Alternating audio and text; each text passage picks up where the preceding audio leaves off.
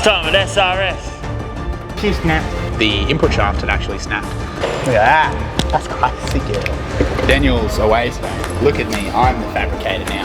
Jumpman's vehicle, later bro.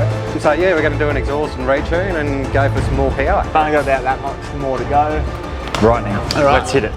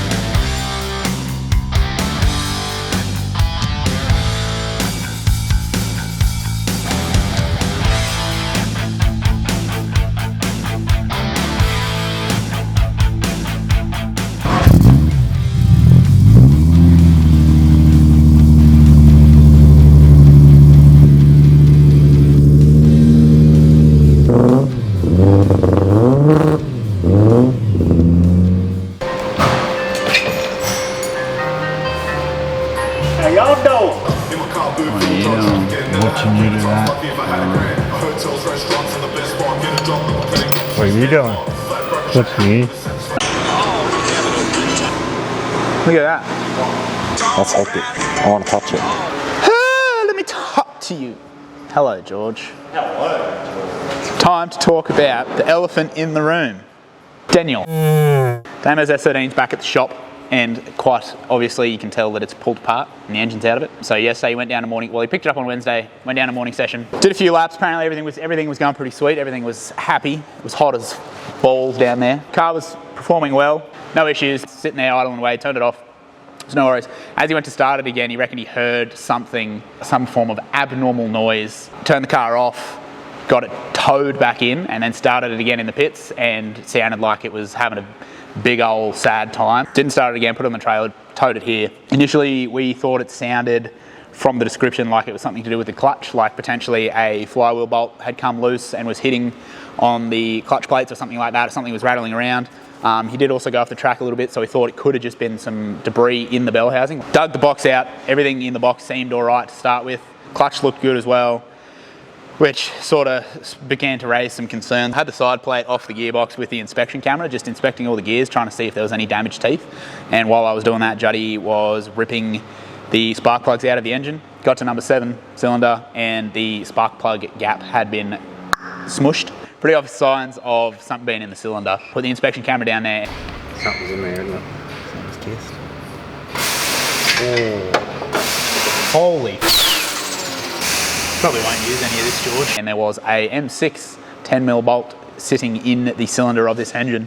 And pretty much the only place that can come from is the supercharger. So pulled the top hat off the supercharger, had a look in there, and the bolts that hold the lower manifold of the supercharger to the cylinder head had rattled loose, or begun to rattle loose, and one had completely rattled loose and come out, gone through cylinder 7 intake port, and then made its way through the valve opening. Because these valves are so big and they open so far, there's so much lift on the cams, an M6 bolt literally falls through there like a sausage down a hallway. Yeah. The noise that Damo heard, whether or not it's the noise that he heard, he did describe it as something dropping, like a bolt dropping. That's exactly what his words were. It looks like it's basically bounced around once or twice and then jammed in the piston and stayed there, and we didn't start it again, obviously. So it's the best of a worst case scenario. It needs a piston and the head is damaged. The head would be fixable, but we're going to put a new head on it rather than worry about trying to fix it. We'll still get it fixed, but for the sake of being a customer's car, we're going to put a new head on it and a new piston and get all the bottom end checked out, put it all back together. I'm going to check the supercharger out really well. We can see a little bit of, not damage, but a little bit of wear on the coating on the rotors. So we just want to make sure that there's no imbalances in the supercharger, because the only real reason the bolts could have come loose is like a harmonics style issue. Most obvious solution to that would be to just Loctite the bolts. Use a lot of Loctite to hold the bolts in there. But generally, like with internal bolts on engines, you don't really use Loctite. Like if you think about a cylinder head, you don't Loctite in the cam cap bolts, and they're the same size bolt down to the same torque on an RB anyway. So it's not really common practice to Loctite internal. Can I just say that ain't an RB, bro? Yeah, no, you're right. It's an LS. We want to sort of rather than just jump to conclusions and say they've come loose, they weren't tight enough, they need Loctite or something. Like, we don't want to have the same issue because the supercharger is out of balance, or XYZ, there's harmonics because of this. It is a solid mounted car, solid engine mount, solid gearbox mount, everything like that. So we just want to make sure that our cause, we're not going to put it back together and then our cause for the problem is still there. We want to make sure that we figure out what the cause is, or just make sure that we basically tick all the boxes, cross all the T's, dot all the I's. It's very easy to overlook something when the most obvious solution sort of pops to your brain. Like something coming loose, you think Loctite, but we want to make sure that there's not a cause for it coming loose. There were a few other little things like some of the sump bolts, like the little tiny M5 Allen heads on the sump had also sort of come a little bit loose as well. So we just want to make sure that we don't have any weird imbalances in the engine. Get this thing checked out, put back together. It won't take too long. Get it back in. We're also going to do some changes in the back end just with the catch can setup, I think. Rearrange it a little bit, and other than that, that is it. That is the update. Let's put the gearbox in that car.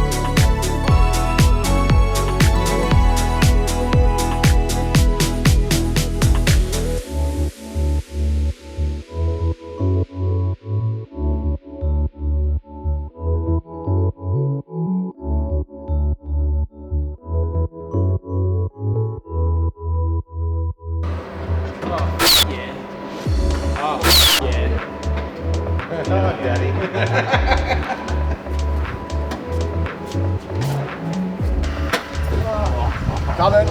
Yeah, good catch.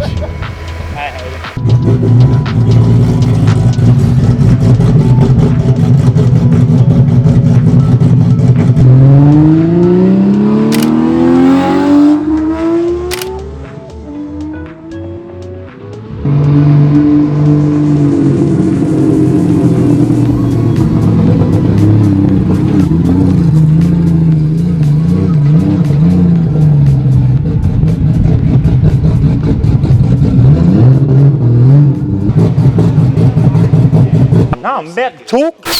I'm about to have a yarn in this fucking microphone here, bro. I'm about to spit some bars, bro.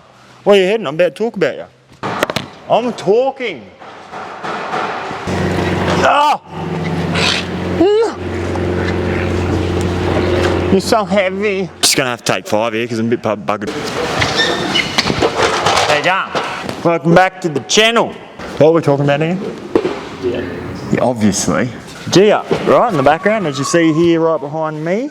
As you've all probably just seen if you're keeping up to date with the channel, is G-Up was running good. Pretend like you're watching the video. Right? I'm not watching the video. You've just seen it running, and now you're speaking. Not if you're keeping up with the channel, because they're currently watching the video. Yeah, but like they've stayed up with the channel, they've seen it running, right? If they haven't stayed with the channel, they haven't seen it running, have they? They just watched it.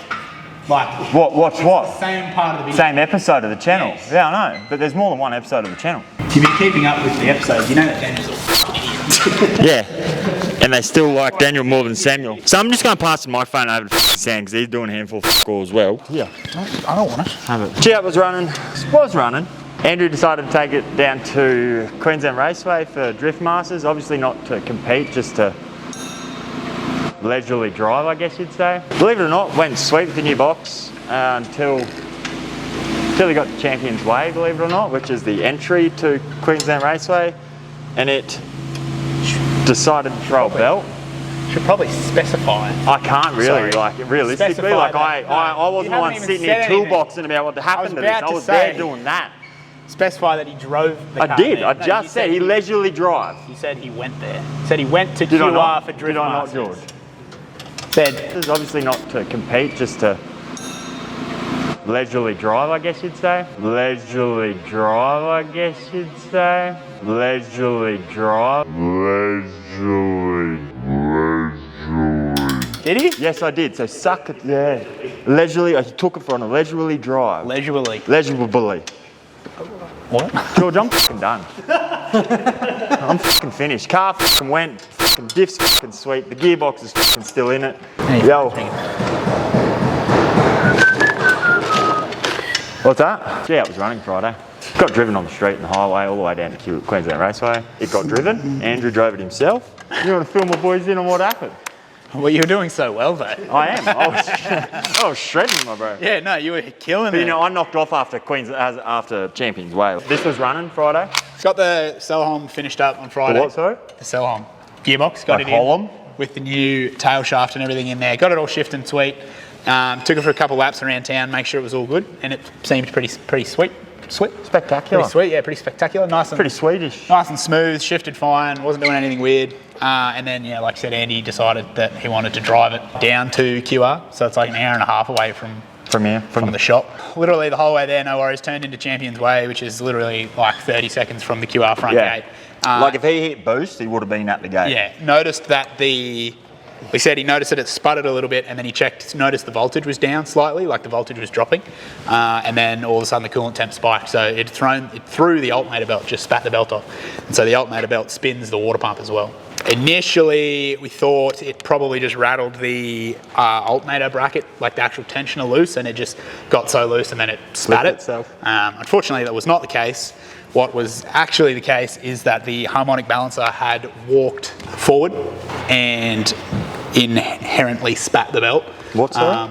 Inherently spat the belt. What did he inherit? Inherently. Oh, as a result of spat the belt. So pretty much like, obviously the cause is that the balancer bolt has come loose. Yeah. And allowed the balancer to walk its way out. Two causes: the bolt was left loose, which it wasn't, because this thing's been ripping for... I double checked it. Oh, it was Daniel tight. Tiger tight. Yep, tiger tight. The other option is when you start getting to big horsepower cars, you run into crankshaft twisting. So basically what happens is, because these are just a standard thread bolt, they're not a left-hand thread, so like with big trucks and stuff like that, they have the one side of the car, they've got left-hand thread wheel nuts, so that the inertia of the vehicle moving keeps it tight. Like a grinder. Like a grinder. Not the case on a crankshaft. So in saying that, we're sort of like freshly into, like, not many people have sort of dabbled in. Nah, yes. You talk to Nitto as to what their power rating for a 2.8 stroker is, and it's pretty much it's us. Like it's what we're at. Yeah, 1538 or whatever it was, 55 pounder boost. So. And 9,800 RPM. Initially, we spoke to the engine builder, said that we've had the harmonic balancer coming loose, or said that what could cause a harmonic balancer to come loose, and he's seen it before with big horsepower cars, and it is the crankshaft. In the drag industry. The crankshaft flexing, the balancer's coming loose and spinning on the shaft is pretty much the first sort of signs of crankshaft flex and crankshaft twisting. So it hasn't sort of come loose, jiggled around on the keyway and damaged all the edges and mushroomed it all out and stuff like that. Leads us to believe that it's definitely crankshaft stressing, like twisting or cracking along those lines, and it's due to the power level that we're at. So we're not about to slap another balancer on it and torque the bolt right up and go again, because we're pretty confident that this crankshaft is going to be moving, basically, stressing under the power load. So we're going to take it out, pulling the engine out now, we're going to strip it down, we're going to send the crankshaft and the bottom end off. We'll get the crankshaft crack tested. If the crack testing comes back all sweet and it says that the crank's fine, there's nothing wrong with it. We'll load her up and go again. Yeah, we're going to get the snout of the crank. They like spray weld it and then remachine it. And we'll get so these have two keyways. They've got one keyway for the lower timing gear and then a second keyway for the harmonic balancer. When you start getting into the big power stuff, they actually machine that keyway the whole way through so that it's one long keyway. So you've got a lot more. So it's not a little moon? Yeah, not a half moon, just one big long one for both. Yeah. You got a lot more contact area that way, so we'll get that done as well. If the crank comes back all sweet. If the crank comes back and says, yeah, look, she's absolutely fingered. Unfortunately, it will then be time to turn this engine down. If they come back and they say that it's sweet, that they couldn't see anything wrong with it, it passed the crack testing, no worries at all, everything looks as it should, then we'll fix up the snout, put it back in, get the, I believe they do a 2,000 horsepower rated ATI dampener as well.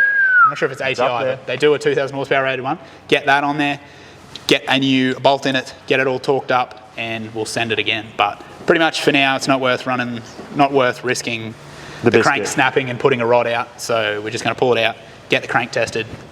If it comes back sweet, then we're good. It'll be back up. Slap in her no back time and at go all. again. If they say she's Absolutely finger. Give us a Then- couple of weeks, we'll be back at it give again. it a couple of weeks. We'll put a new crank in, and it'll have to get turned down. But it is what it is. Hopefully, we don't have to turn it down because it's never something that we've wanted to do or had to do. We've never turned it down off the dyno. So this came off at 1500. It got drifted at Matsuri at 1500, and Andy almost refuses to turn it Yeah, down. look. Once he's tasted it. So, and the car was running on I'm glad you got Friday. me to talk about it. All right. Thanks for watching the video. Like, Comment, and subscribe. And subscribe. And that's it. stay tuned for more We'll get this ripped content. out. It's hot, sweaty. Wait, have you heard from Livio, George? Livio Regano. No. You didn't hear from Livio? No? Bye.